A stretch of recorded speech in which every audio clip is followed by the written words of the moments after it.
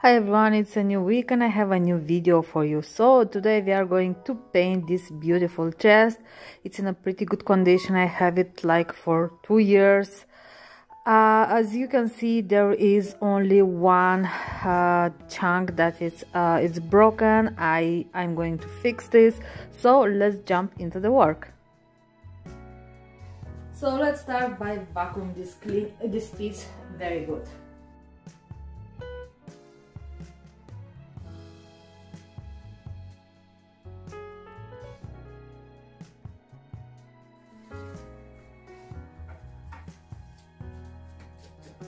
Okay, it seems that this is only deco. Main part is here. So yeah, it's a lot of dirt as you can see here. That's not a problem. I'm gonna clean this. So before applying paint on this lid, guys, I need to do some small repair work, as you can see here. While I tried to remove the hinges and the hardware, so this small chunk was ripped, because there are like a lot of screws and only I think 5 or 4 of them went out easy. It was a real struggle because all the screws, like all of them, were rusted. I had to force them technically to get them out. So now it's time to finally paint. I actually had something else in my mind, but then I decided to go with another design. So I'm using today for the first time Terra Clay by Dixie Belle. You know, I use a lot Dixie Belle on my channel, but this line I use for the first time. I saw a lot of good reviews, so I'm pretty curious to see how this works, and I'm gonna stir this well. This is very important. And I saw some tutorials, so normally you should use like a natural bristle brush for this one, but I don't have one, so I choose a synthetic one, but this one is a little bit harder, stiff, whatever the word is.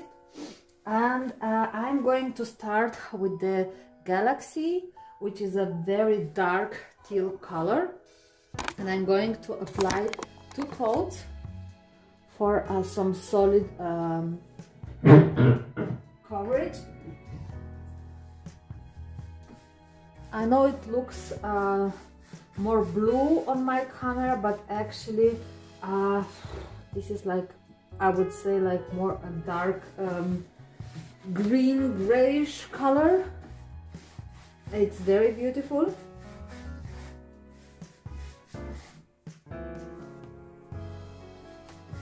I'm not pretty worried about brush strokes because I have in my mind something to do some dry brushing, and with that dry brushing you want to have some brush strokes on your like base coat, because that way you will get like more of that beautiful effect.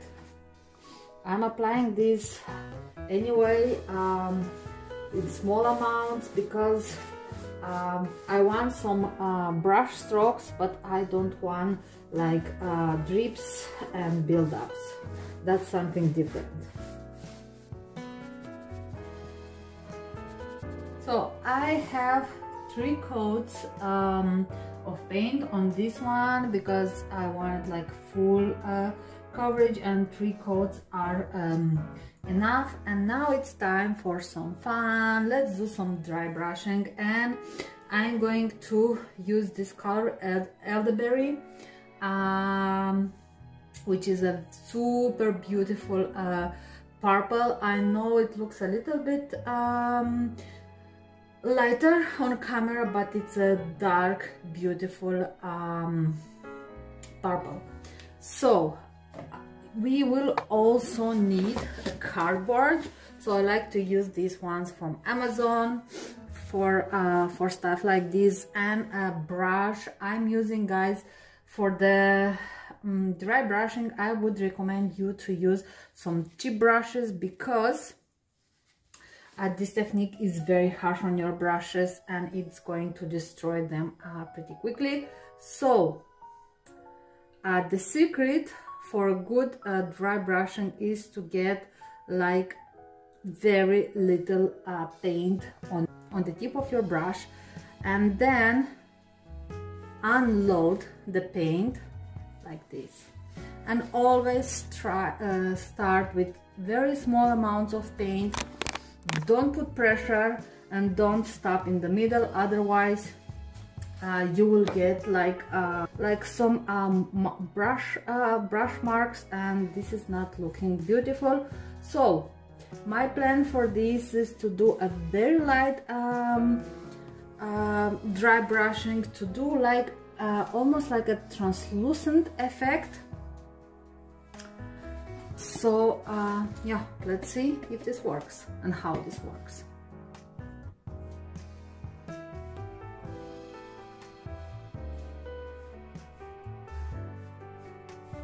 It's very hard to see on camera because of my light, but it's looking very beautiful. So now around all these molds I'm going to go a little bit harsher, let's say like this. I will put a bit more of pressure. Can you see like how beautiful is this? So you can add as much or as less paint you want, but just start small. Don't put pressure on your brush. This is like super important. And just for you to know, it's actually much easier to create to do dry brushing on a piece that has some molds, some decorative elements, rather than on a piece that it's flat. So this is just for you to know. You see me doing all these motions, but guys, I'm just barely touching the surface. I'm not putting any pressure at all, because if you put pressure, you will have marks, and this is not going to look very nice. Now I want to add a little bit of depth and dimension to this piece, and usually I would use some black wax for this, but because this is a beginner friendly tutorial and not everyone has black wax, these supplies can be pretty pricey.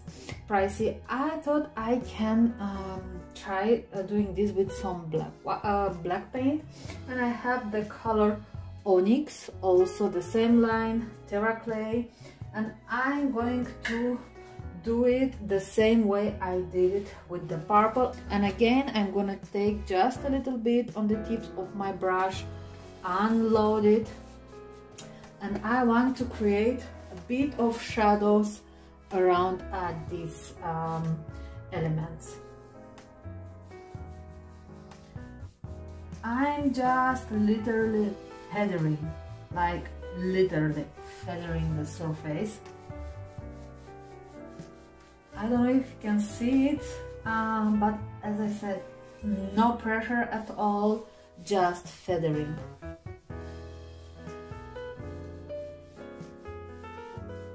And I'm kind of just, it's like a dry blending, trying to blend in each color. So by adding a little bit of dark wax or black wax around the molds, the crevices, it's going to give it a little bit of depth, a little bit of dimension. You can already see here I have the black paint and here not, so you can already see kind of the difference. Okay guys, so this is how we fixed at least I hope we will fix this chunk. So we put some glue on the side and also underneath. We try to screw in 2 screws, but because this split is not straight, is a little bit oblique here, when we try to screw in, it was splitting like these 2 panels. So my husband came with the idea to put 2 longer screws on the sides, and we secured this with this, I don't know how it's called in English, but this is like to secure furniture and stuff like this while you are transporting them, because I don't have a longer clamp.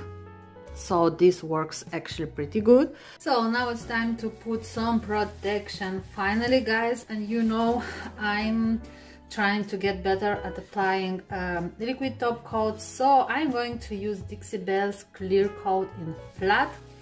And I chose this because it doesn't have shine, it dries to a nice and matte finish. And I'm going to use Dixie Belle's Mini to apply this. And I'm going to apply 2 coats just to be sure that I have enough protection. So fingers crossed, everything is going to be okay. Again, when applying liquid top coats, guys, you don't want to grab too much, but also not too less, let's say it like this, because otherwise your brush is not going to slide. And if you grab too much product, you will create like drips and build-ups and streakiness. And I know this looks a little bit scary right now because this product is like milky white, but I promise you, once it dries, it will be like clear. Don't overwork it, and try to keep one edge wet. As you can see, I'm overlapping my wet edge. And if you miss a spot, don't worry, you can cover this with your next coat. That's why with the liquid top coats, it's also always recommended to do at least 2 coats, just to make sure that you have your top coat everywhere. Now it's time to add a little bit of drama, and I'm going to use some gold gilding wax, also by Dixie Belle. And guys, I will suggest you to keep like a microfiber cloth and a little bit of clear wax around, because if you mess, clear wax will help you to clean your mess. So start always with small amounts of gold gilding waxes, especially if you are new to this, because you can always add a little bit more as you go. So I'm going to put my gilding wax in all the crevices, and once my brush is like a little bit unloaded, I will go back and I will just smash a little bit, just to create like a halo, just to smooth this line so that they won't be like so pronounced, so harsh. So I remember when I first started to add more gilding wax gold to my pieces, I was like a little bit terrified because I wasn't used to use this amount. But once you get used to it, it's like an addiction. You will keen to put your gilding waxes everywhere. So when working on, like, this piece has 3 panels, and sometimes it's better just during the entire process to step back a little bit and to see if all 3 parts look the same. So I cleaned this hardware with some dish soap, and now I'm gonna give it a new life with some gold gilding wax, also by Dixie Belle. So when this particular gilding wax is oil based, and this means that once this is dry, it's cured, so you don't have to put any protection on. But I would recommend you to put your gilding wax on the hardware like at least 1 day prior installing them back, because it needs at least 1 day to dry. Otherwise you are going to create a holy mess. So I installed all the hardware back in place, guys. I didn't film this part because yeah, it's nothing exceptional, so you don't need like tutorials on how to put your hardware back, but it was not easy, and I understood why all the screws were like not like straight screwed in. They were like a little bit oblique, just because the size of this hardware doesn't match the size of the hinge that's underneath. So it took me like about an hour to figure everything out, to change different screws, because the original screws, they were rusty and I couldn't use them. So I also applied a little bit of gilding wax over the screws so that they will kind of blend in. And I also opted for like a less gold on this lid, just because I knew exactly that the hardware is always it's looking already opulent, and I just didn't want it to make it like kitschy. Like sometimes too much is just too much. And we are done here. I had so much fun working on this piece just by using my favorite technique. You guys, I hope I inspired you just to grab a brush, a piece of furniture, and just to give it a new life. Thank you so much for watching, and I will catch you next time.